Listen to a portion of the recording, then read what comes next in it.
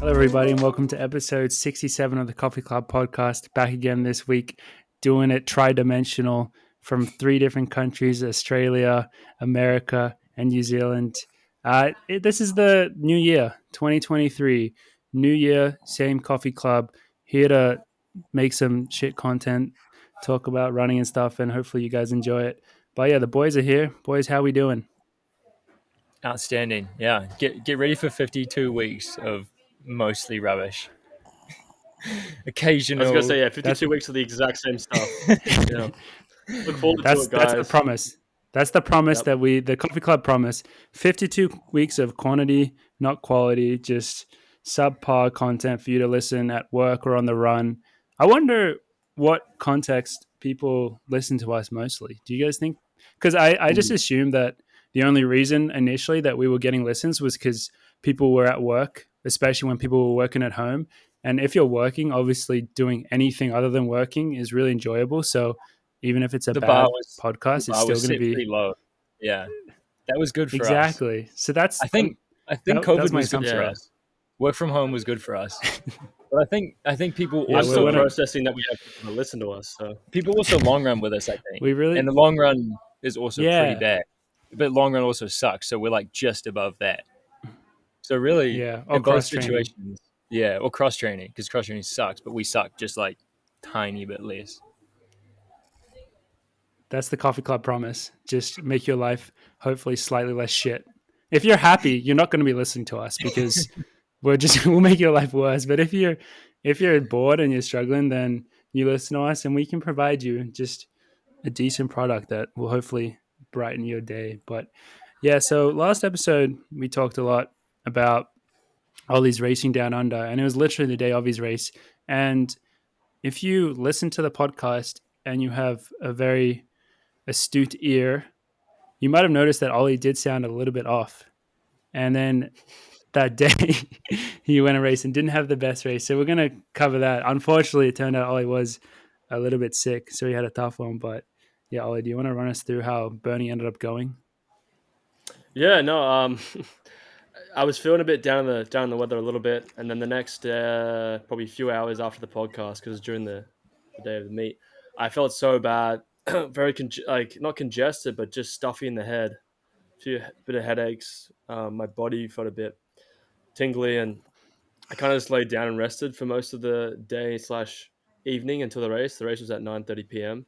And then I was borderline questioning, texting Welshie and saying, "Hey, like I can't race," but we made all our like effort to come down there and obviously turn up and support the meet. So I thought, regardless, I'll just go in and just give it a good effort and make sure I turn up. So about 8 o'clock, I tried to get out of bed and head to the it's about 400-meter walk, so not too bad.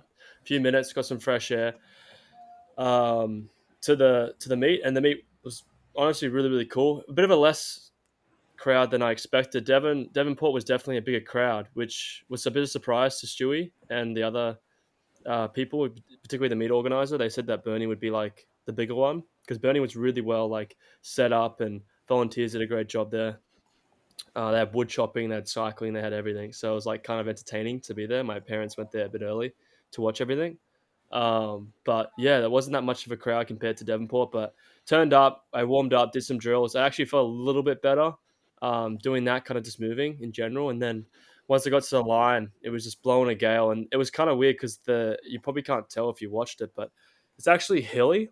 Like half the lap is like actual incline hill. So it's like I would have literally never known that. like that. So and like Stewie warned me before, and I didn't realize that it was actually like kind of undulating a bit hilly, and you're going wide as well.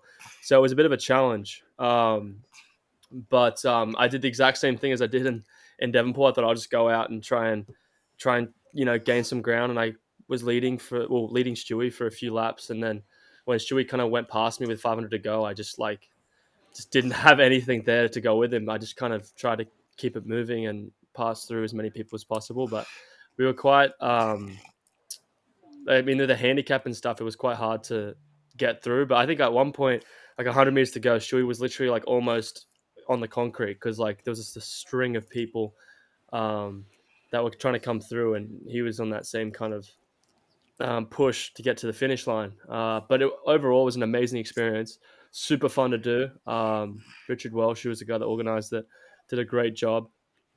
Um, but in general, like I was a bit unwell, but I still felt okay running, just a bit tired. And uh, but in general, it was nice. Shui won one, I won one. Like, well, not one, but kind of beat each other. So it was good for the rivalry, good for the sport. It was great to catch up with him and support like a domestic meet. I've already signed up you two for the next one, so they're expecting you Good to guys know. down in Tasmania to do the 2 miles. It's a lot of fun. It's handicap, no pressure. Good way to start the season. And Hope you got us a nice appearance fee. You I can take did, yeah. your commission. That'd be ideal. I'm gonna be a 14 miler this year, so that when I get 14 to miler. Burnie next summer, I'll be absolutely ripping to go with a 100-meter lead. Ripping it. So what ended up happening in this one? Well, Was a high schooler girl won, didn't she? Or a young girl, A girl 18 one. or She ran something? three. Yeah, she was really young. She was like really like. She kind of. She was definitely. I think I don't. I can't remember what her handicap was, but I think it was like 300 um, meters. I think it was a pretty fat handicap. yeah, but she's quite good. She's a really good junior. She's a bit of a stud in the junior category, from what I heard. Good steeplechaser. Uh, and she said to her mum, "This is what the meet director told me." She said to her mum, "It's like, how cool would it be if I won? And I could get a photo with Stewie and Ollie next to me." And then that's exactly what happened. She won, which was Two. unusual for women to win that race. Usually, it's like a guy, but it was awesome to see a girl win it. And she got a photo with me and Stewie, and she was extremely nervous, didn't know what to say. And then Stewie just walks up and goes, "Oh yeah, the two roosters will come in this photo." So we just went up and just got in the photo. We were like, I don't know, like fourth or eighth or something in the race, but it was nice. I mean, straight afterwards, we're just hanging out and catching up with fans and stuff. And I got cornered actually at my hotel room. There was like a family with a lot of young kids that were participating in the meet earlier on, because the meet starts from 12 to 9:30, which is our last race. And they saw me leave for the run, like the parents. They were up in the balcony from where the hotel is.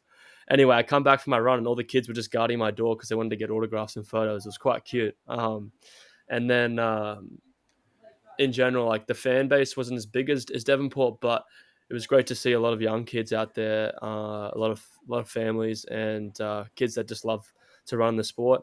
Didn't get called Ollie, got called Keith McSqueezy, which was great. They destroyed the headline though for Devonport, because in the local paper they said "Haw Edges McSwain," should have been squeezed, but it's fine. Um, Next time. Next time, and yeah, my parents I had a saw good time.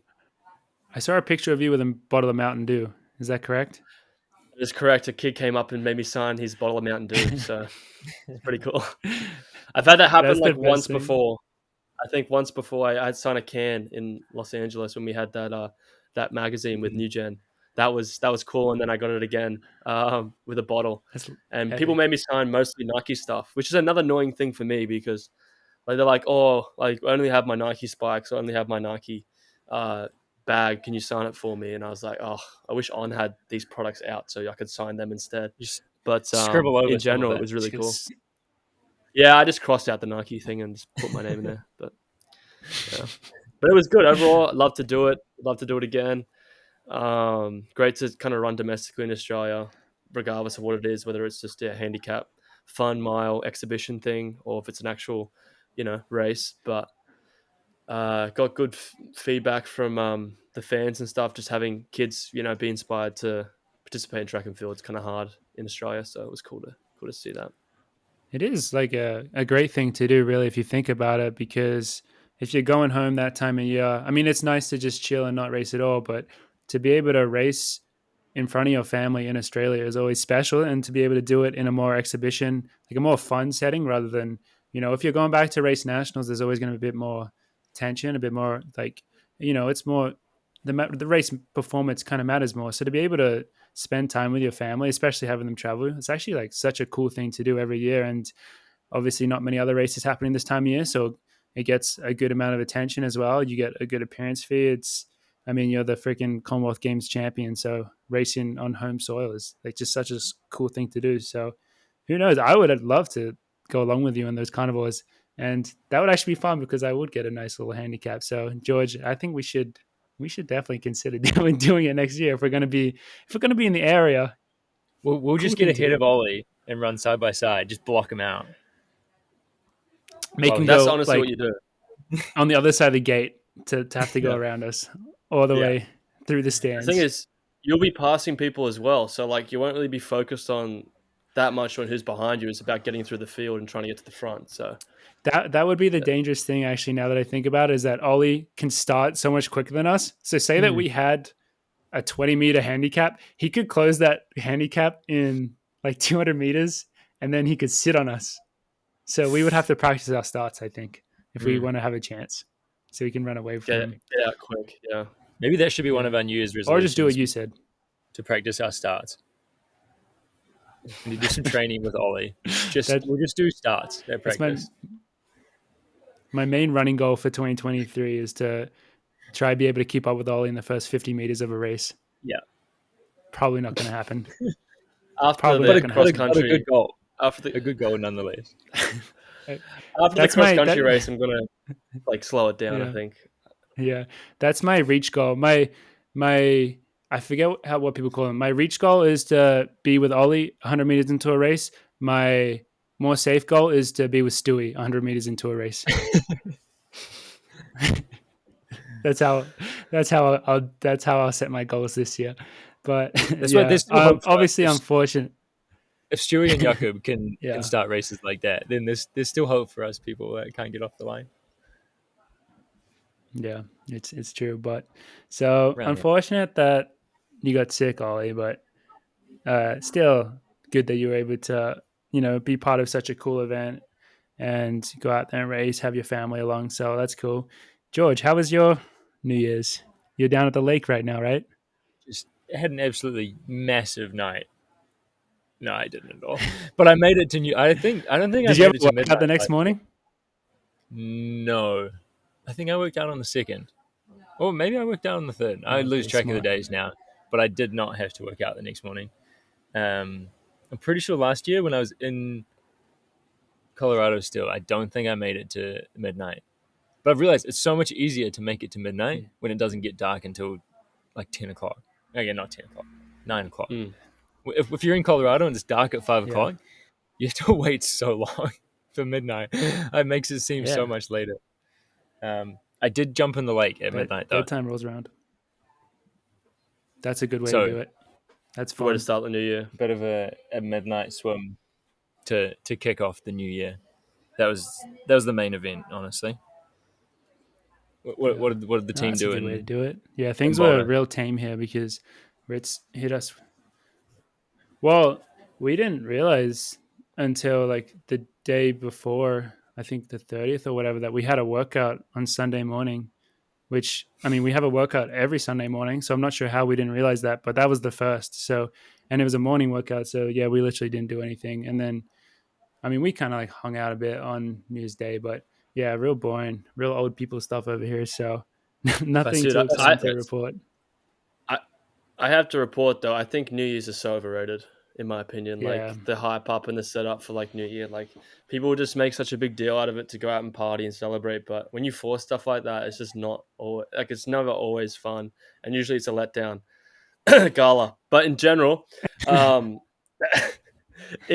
like if you just like have a good time with a few. I think Chris went to the like I think his mate rented a nice Airbnb down the coast, and it was just like 10 people, and they're just hanging out, having drinks, playing games. Like that's kind of like a cool vibe, just making it chill. Whereas like people are forcing to go to the bars and then go to the fireworks and stuff like that. Sometimes that can just be a shit time. But I feel like New Year's is like one of the most overrated things out of all this celebration stuff. But we're just mature. We're mature individuals, and we're refined. We're just focusing on getting the gains, rise and grind, success, blokes. Exactly. So exactly every day. That's what I tell myself. But I think a lot of people do agree with you. Yeah, a lot of people do agree with you that New Year's. I think if you did a poll, I think a lot of people would say New Year's is the most overrated holiday. It's just always a letdown. Yeah, it's just people, especially, I don't know, in Sydney or whatever, if you go try to see the fireworks there, I mean, I don't know if that's a global thing, but like fireworks in Sydney on New Year's Eve is massive. If you try to go see them, you're setting yourself up for the like just biggest hassle ever. You know what I mean? Like getting into the city, a million people, probably everything's so expensive. So if you can do something wholesome like Crispy there, our head of party planning. So if he's Head, chosen head of team morale, if Crispy head has of team chosen morale, to Crispy have Hall. a more quiet, wholesome one down the coast with 10 of his mates, maybe you should too. Just think about that. So, yeah, that's New Year's. And That's now our it's the new advice. year. So, look at us go. 2023, we're coming at you. But obviously, not much else happened this week. Oh, I just noticed. So, I just said obviously there, and someone in the comments was ripping into me for saying obviously too much. And I tried to stop saying it, but it just You came know, back. you know who else says that a lot in interviews? Stuart McSwain. He says Wow, obviously a lot, and Richard Wells, who runs the meet, was like what a making fun of loser. him while he was doing it in Burnie. So it must be an Aussie thing, like a youth Aussie thing that says obviously all the time. Yeah. Well, we don't know Did how you to just talk zip up your properly, I fly? guess. Well, so if you're watching the video here, I'm wearing like a really hot You jumper are pretty hot now.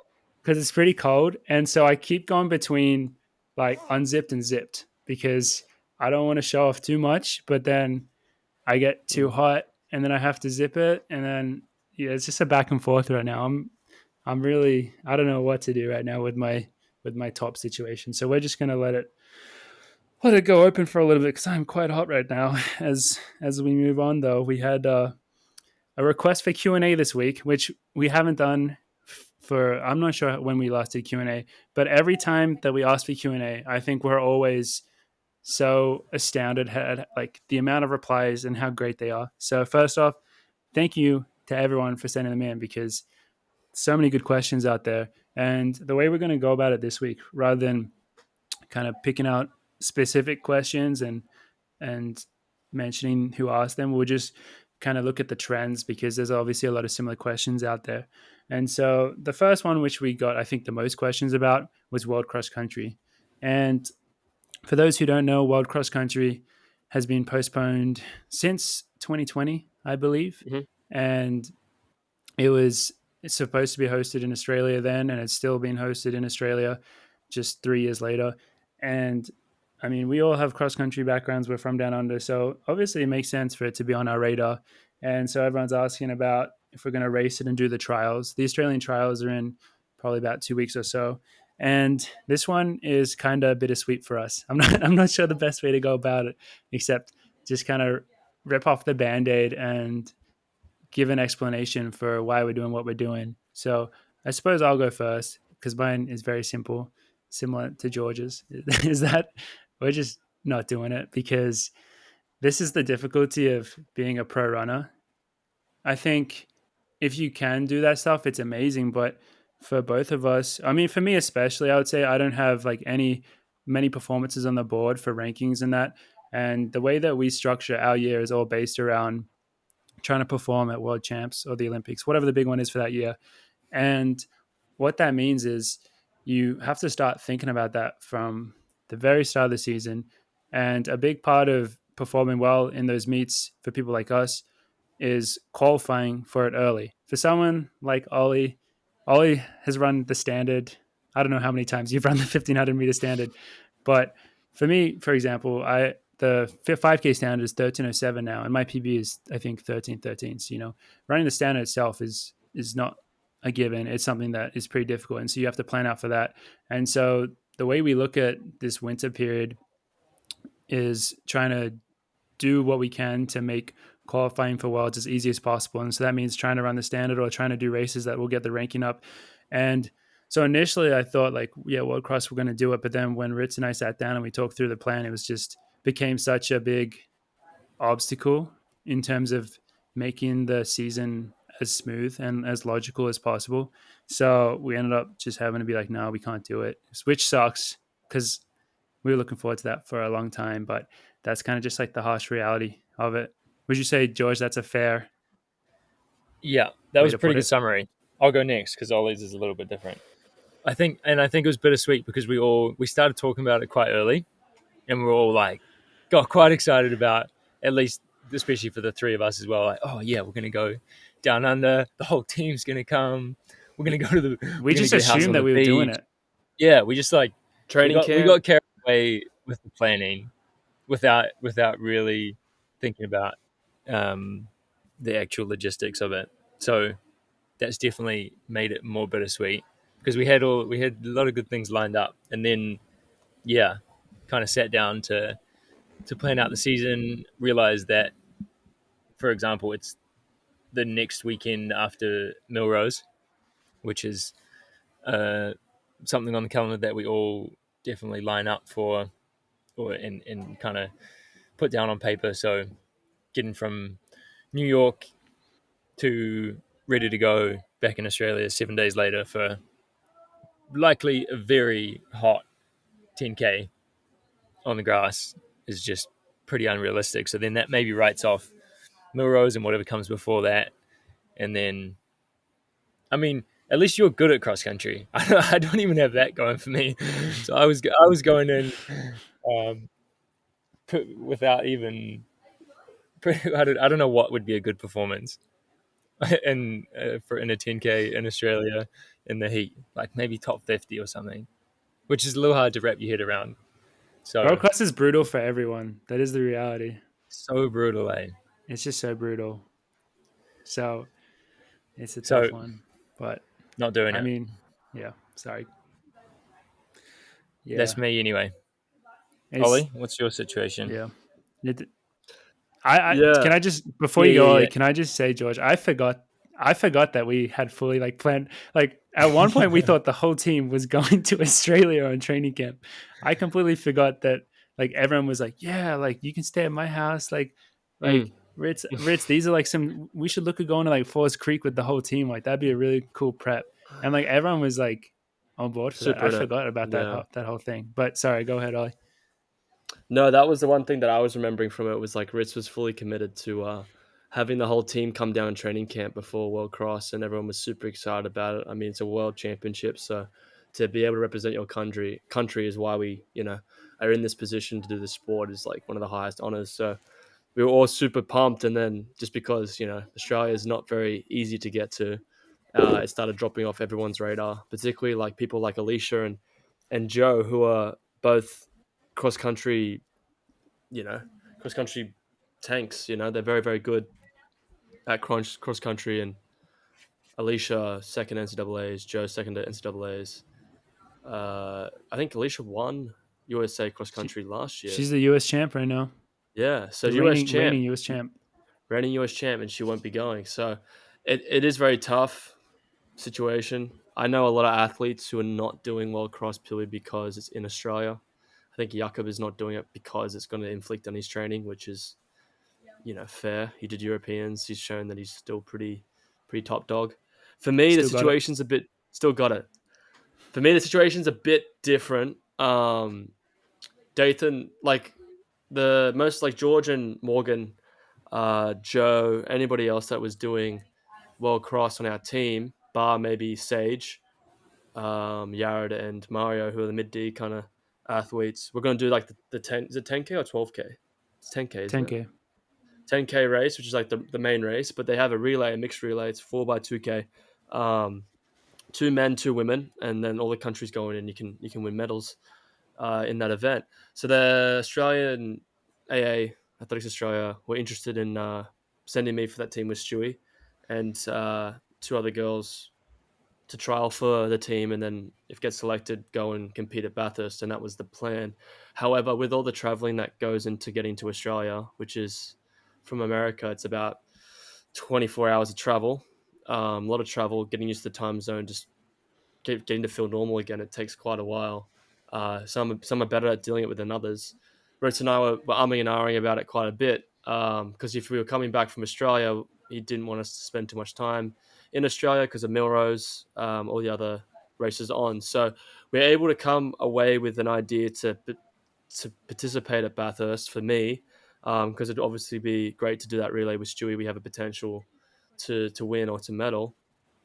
In general, Dathan and I kind of said, okay, well, if we put an exemption for travel purposes, then maybe AA will accept that and do the trials, and then if they select me under that, then I will go back to Australia for the Bathurst World Cross Country Championships and do the 4x2K and be an ambassador for it with Stewie. So I put in my exemption, and Athletics Australia accepted it, which was great. But for me, it's just about waiting and seeing what's going to happen, which is a bit hard because you got to book flights back, obviously. So my plan is if Stewie wins the trials, I think from what I've been told, then I have a higher certainty to be selected for the team. Doesn't mean that's a guarantee. Obviously, somebody could come through and they might select them instead at the trials, which is in 2 weeks' time that we mentioned.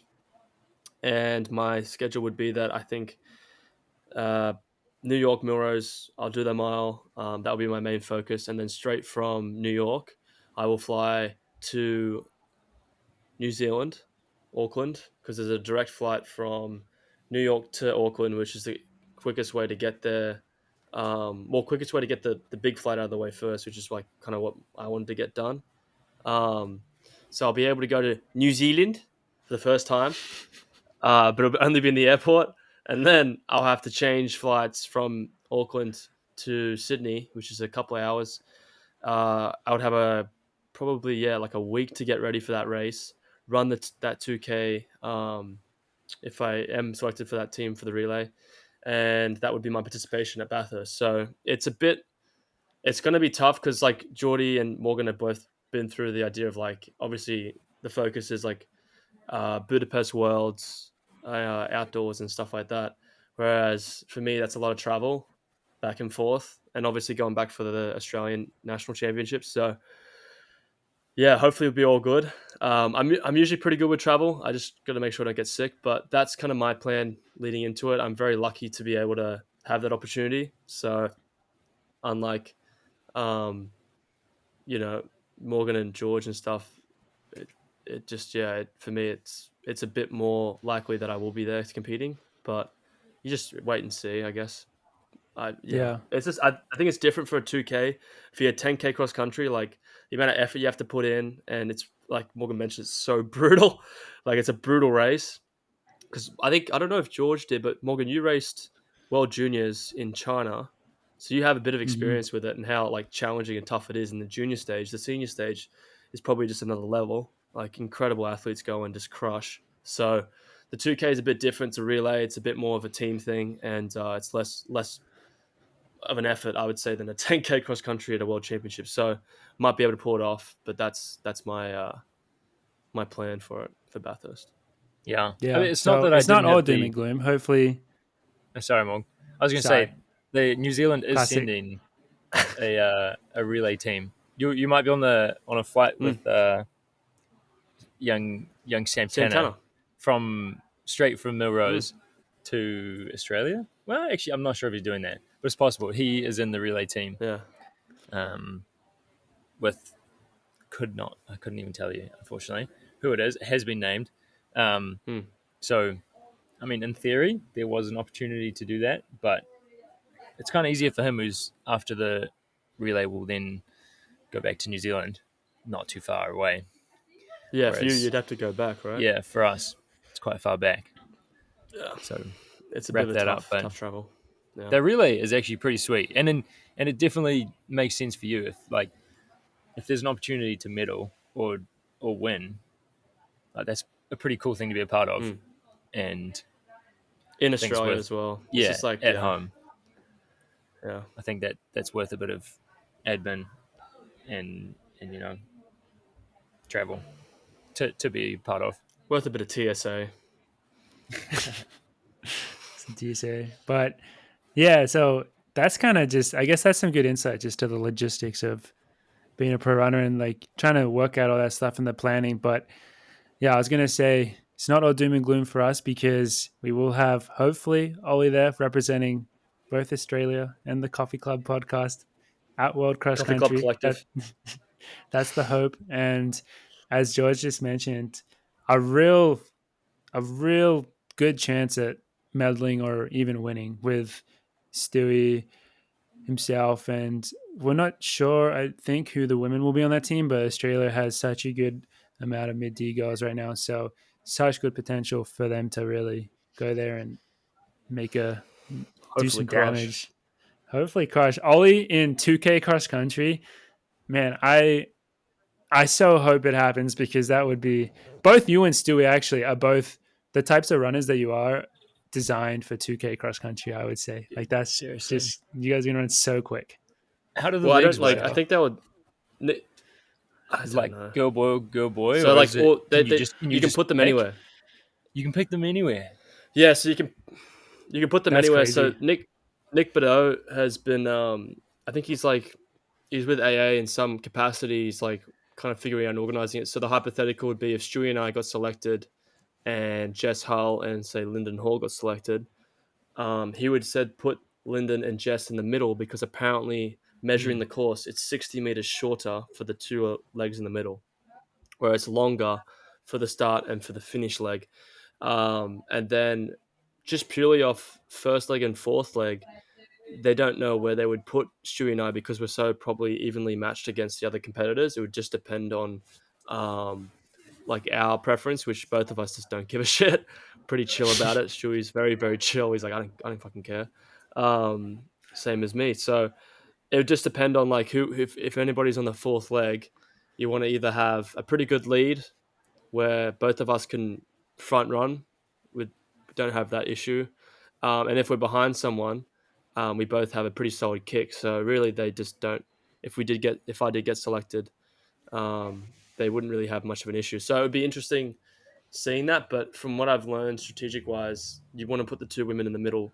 But I imagine a team would probably either front load, where you have like two of the men and then two of the women, or the other way around, where it's two of the women, two of the men, to see how that would work. But yeah, mostly it'd be the women in the middle, I think, and then the two men first and fourth. But it'd be interesting to see how it all goes down. I'm sure it'd be a very interesting race to watch. I mean, like 2K mixed relay cross country just sounds like entertaining to watch, and yeah, it'd be interesting to see how it goes down.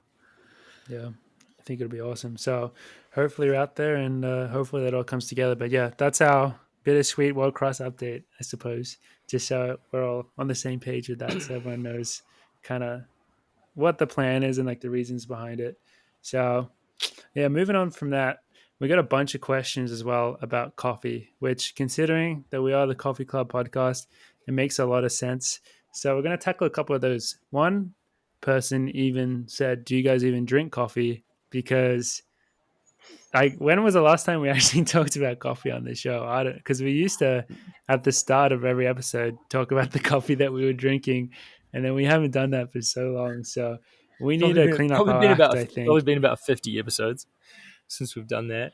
When's the last time we got sent a bag of beans? That's the other question. We haven't been sent a bag of beans in a while. So once we moved house, I think that once we moved house, we stopped giving out our address. We got too big. We're gonna have people looking through our windows. We should start sending them to in the general. gym. I mean that would probably be a good idea, but then everyone knows the gym, so they'll all be trying to sneak and look at Joe Klecker's calf workout. But in general, I think the coffee conversation definitely came from, I think, when we had the beans and we would talk about the beans and what we thought of them. So I would love to get that conversation going back in, if somehow we could figure out sending, if we can get different beans and just enjoy talking about them maybe in the first initial start of the podcast. Even if we don't get them sent, we can just, I don't know, have a bag of beans, be like, hey, we've got these beans. Yeah. So I guess if someone does want to send us beans, this is a invitation. I guess we can give out. I mean, if it's for free coffee beans, I think we can give our address out and risk getting murdered in our sleep. I think that's a fair trade.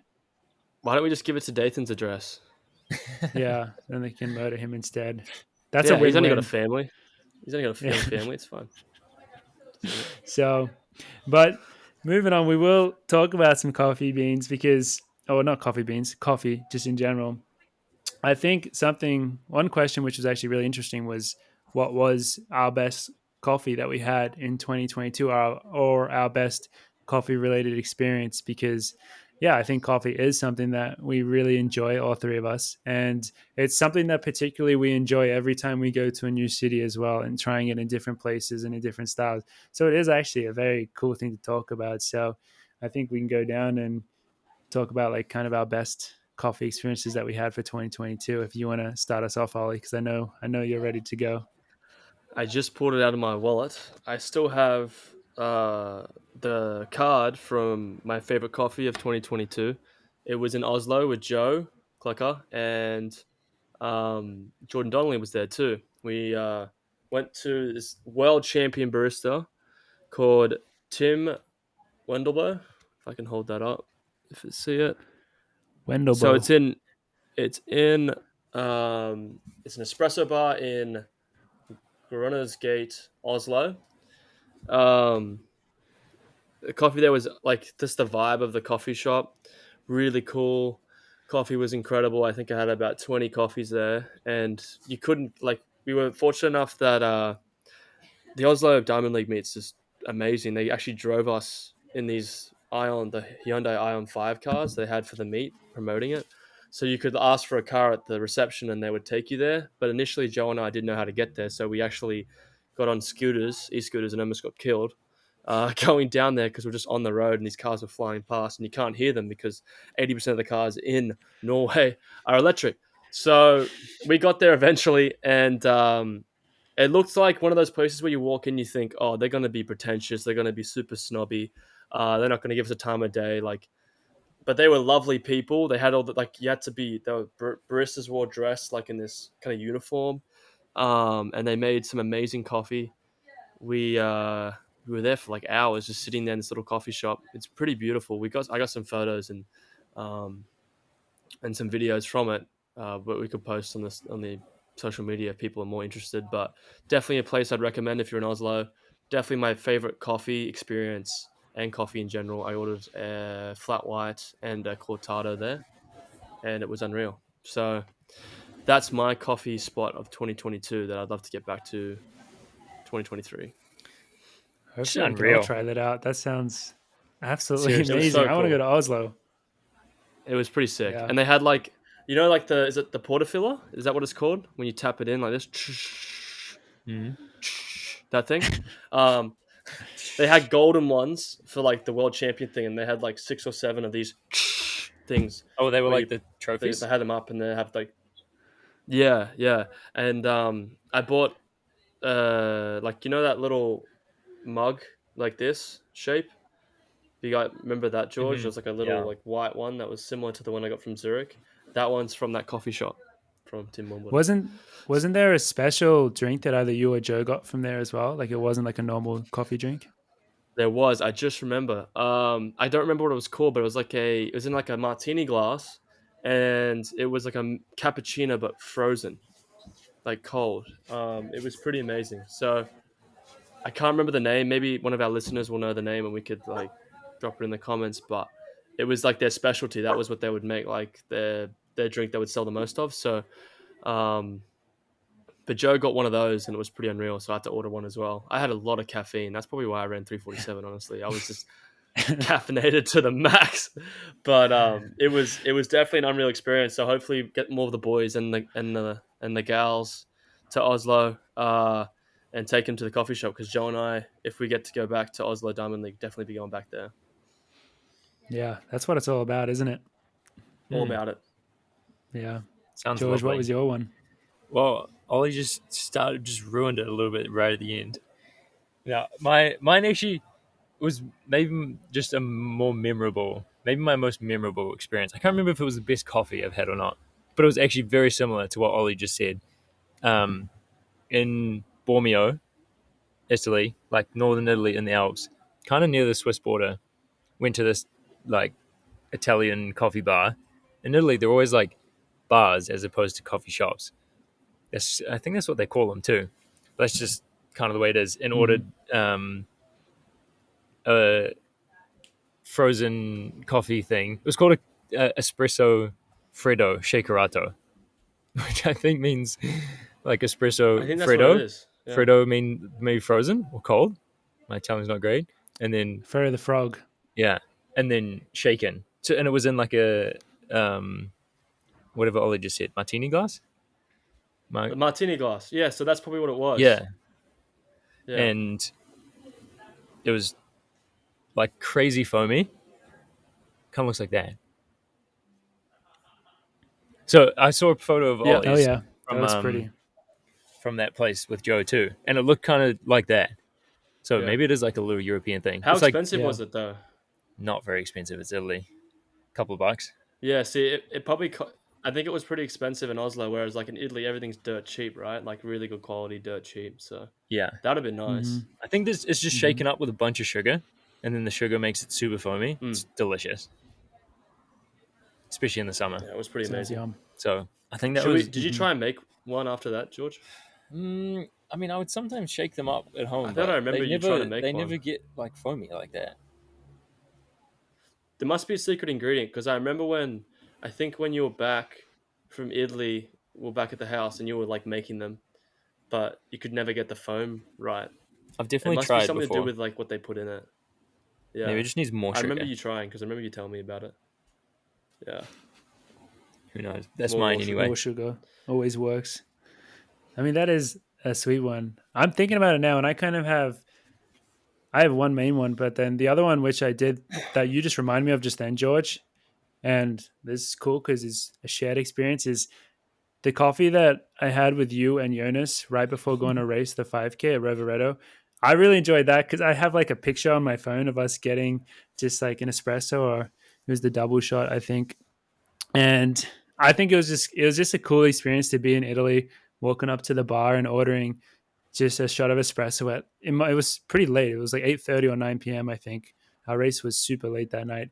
So just being able to do that and just have like a very quiet moment of enjoying a coffee right before going and racing was just I really enjoyed that. And yeah, so I have a picture of it. So like I go back and look at it and like that was real sweet. So A calm before that's the storm.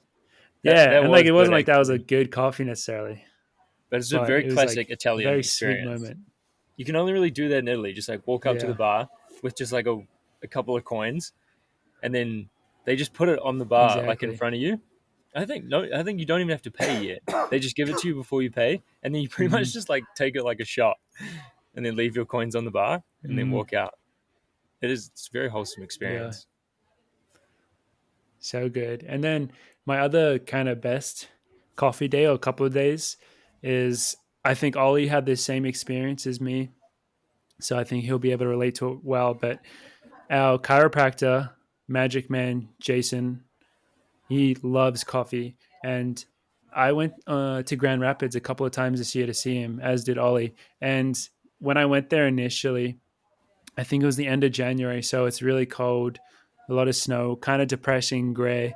And I'm there because my body is pretty messed up. So it's kind of a bit depressing. But then when you're there with him, it's such a relaxing experience because I went for a run in the morning, got that out of the way, and then the whole rest of the day is open.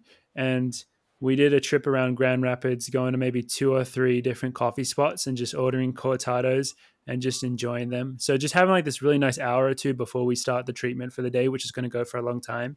And Grand Rapids actually has a lot of really good coffee spots. It's a really cool town for that. I think my favorite were Madcap, and there was one called Stovetop Coffee Roasters, I think. Just like pretty cool little shops, and in a town that I really didn't expect it. So I was a bit surprised, and just having coffee with Jason, as both these boys know very well, is always just a really fun experience just because of how much he loves it, and it's just very calming, very chill. So that was that was probably my favorite coffee day, I suppose, apart from the Italy experience. So yeah, That those are our reminds me of coffee highlights. George. Do you remember the coffee we got in Munich before Hmm. Serbia World I do Champs? remember that. That That really cool definitely coffee crossed my shop. mind. That I was was choosing between those two. that was yeah. The one Yeah, with so the was I. I honestly, that's probably one you have to what's it mention. called? The What was alligator. it called? It was hidden. The alligator was a symbol, Yeah, right?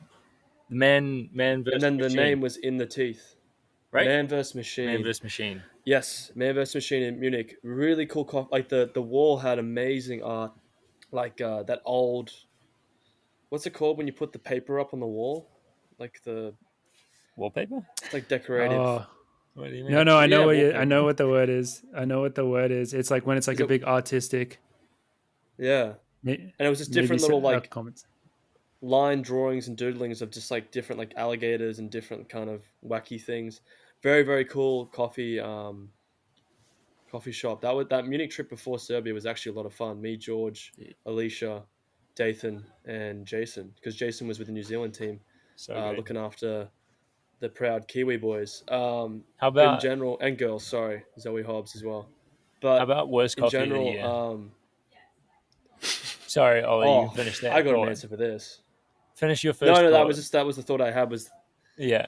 Man vs Machine coffee place in Munich. Me and George had an unreal coffee there. It was a cool experience, cool shop. That's pretty much my thought.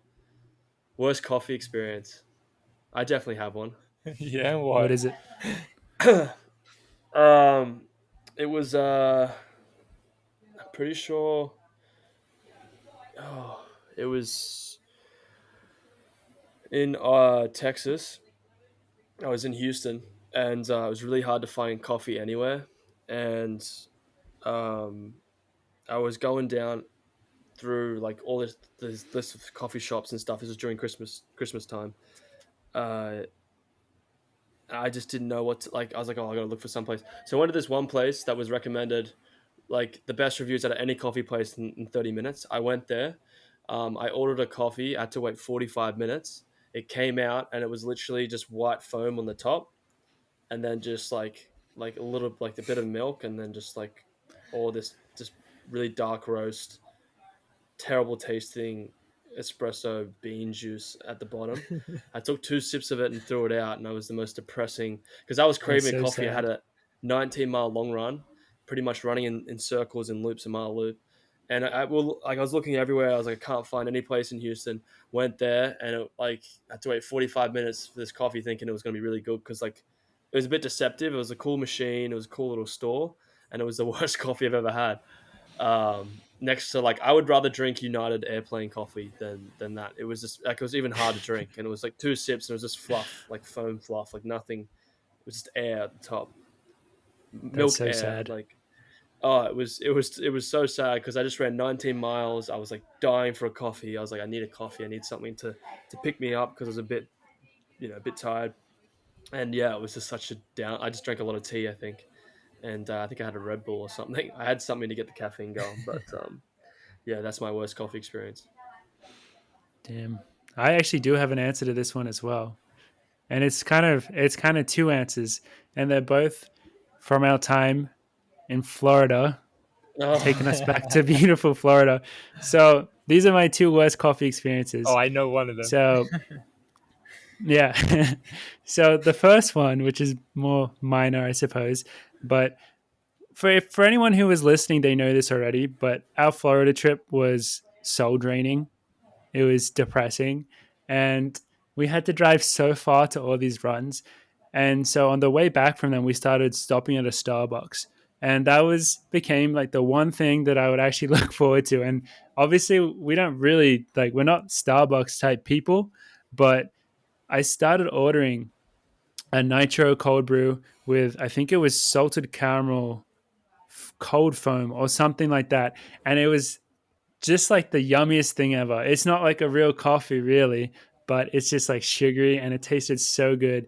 And I think I had it once or twice and I became in love with it. So then every single run, that's what I'll be looking forward to. And then after a few days, they ran out of the salted caramel cold foam and then they didn't have it again for the whole rest of the trip. So that was just the biggest kick in the dick. I was so depressed every time I asked them get let down. But then the other one, which is bigger, which I think we may have maybe talked about this on the podcast before, but on the day that half of the team was set to leave Florida, we did a long run, and I didn't have a long run because I wasn't built up to doing long runs yet. But I finished my run.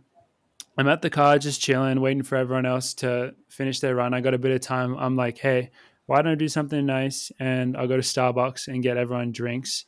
So I go to Starbucks and then I come back and then yada, yada, yada, chilling. And then suddenly go to open the car, the van, and it's locked. And I look inside and the keys are just on the seat in the van and it's locked. And all 8 Starbucks drinks are also just inside the van and it's just locked. And then people start filtering in as they finish their long runs and they want to go to the car and get their water because was a bit of a hot and humid day, and every single person had to be like, "Yeah, I locked the keys in the car," and it was just the biggest fucking letdown. And also, we were leaving on, I think it was around a midday flight. It wasn't like a evening flight, so pretty much all this stress trying to get into the van so then we could get back home, get packed, get to the airport. And meanwhile, everyone's dying of thirst or hunger after running for 15 to 20 miles. And just sitting on the front seat of the car is these beautiful Starbucks drinks, and just they're just there out of everyone's reach. And then story does have a happy ending. We did end up getting, well, actually, I don't think we ever not really got to drink those coffees until quite a bit later. We had to call the people at the rental car company to come unlock it, but Carlos luckily could come pick up the people that had a flight that day. So we made our flight. But Carlos was a savior. Carlos saved us. I tried to fuck us pretty bad that day, unsuccessfully. But everyone went into survival mode. I remember that. We're all sitting on the ground, like hiding in the shade, and then like I think Alicia and Joe went over to there's like a sand mill mine thing that was next door to where the trail was, and they all brought us waters and everything, and let us use a phone, and so we could real call survival Carlos, mode. Shout I out. was about to start eating. I was about to start eating people. Who would have gone first? Who would we have eaten first? Honestly, I probably would have taken a bite out of your love handles. Yeah, there's a lot. Can last for weeks. For my love It was handles. about to be. It was about to be Lord of the Flies. We were we're about to have a dictatorship out in the swamps of Florida. That would be. We should write that as a novel, some fan fiction. But George, do you have a worst coffee of the year? I did. It took me this long to think of it. I didn't have one until just when you finished your story, but I just remembered. And Ollie, I'm pretty sure you were there. Dude, it was in. Oh God. Before, whatever that what was it, that Sound Running 1500 we did, and we're staying in. Oh yeah. Not Dana Point, the we're one down the road. That... Was that San? The one we're staying on the floor. One. San Clemente. We're staying in San. Yeah. No. When we're sleeping on the floor, and you forgot on the floor, and you forgot your spikes before the race. That morning, we went to that coffee place, like just down that little like it was like it was like pretending to be a French coffee shop. And that's right. Yeah. I remember this. It was like the worst coffee I've ever drank. I don't know. It had like red and white. Yeah. Things out the front. I can't remember if you were there, if I was with Carmela and Ritz or something. Ben was there. Ben was there having coffee with someone. It was diabolical. No, I was there because Ben was already there, wasn't he? Yeah, Ben was already there having. I think I was there having coffee with like Ty Dinger or someone. And whatever that French place. Yeah. This was the French place above the pier. We went down. Yeah, because we went down there and you usually run along the trail where the rail is, and then there's that French shop and it looked quite nice. It looked like it was a bit deceptive, and then it had that coffee machine that had food there, and it was always packed. It was always busy, so we went there to grab something to eat, and we're thinking, oh, it's got a coffee machine. We'll grab a coffee, and it was in a cup. They served it in a paper cup, which is a big red flag if you're sitting down having meals or anything like that, and they serve it to you in a paper cup. They usually serve it to you in a mug. That's when you know. Yeah, that's the worst. Or decent coffee. Paper cup sucked, and I remember that coffee, George. It was pretty especially shocking. On race day. I don't think like when you get a bad coffee on race day, it's so depressing. Yeah, it sucks. Well, we went to is it Bear Coast, which is one of our favorite spots. Yeah, we went there in the morning, I think, and then it was closed. Yeah, it was near the afternoon. I remember. Yeah, because everything else was closed. All the good coffee shops were closed. But yeah, that was a bad one. That is real sad to have that happen on race day. But it's very tough. Yeah. So that's our 2022 coffee recap, which I'm happy that we got to do that. And hopefully we remember to do that again next year, because I mean, those were actually some really good memories, I think, to revisit just from our travels throughout the year. So that was a pretty cool thing to do. But we haven't covered that much today. We still got a lot of Q&A to get through, but I think we'll tackle the rest of it in the coming weeks, because I feel like that's a good point for us to end there today. Is there anything else from you boys? One more thing I'd like to mention that we could probably do really quickly. 2023 goals.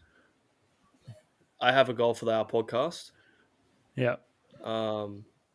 My goal for our podcast is to get Sebco on the pod. What Athletics, and goal. Also we have to. And if we have this goal and we get him on the pod, we can't. We gotta just hammer it. We gotta hammer our questions, Chicken Boy League, all that stuff. Get him on the pod. Really be funny. It'd be funny to see his reaction. When you say hammer it, do you want to like roast him? Not hold back.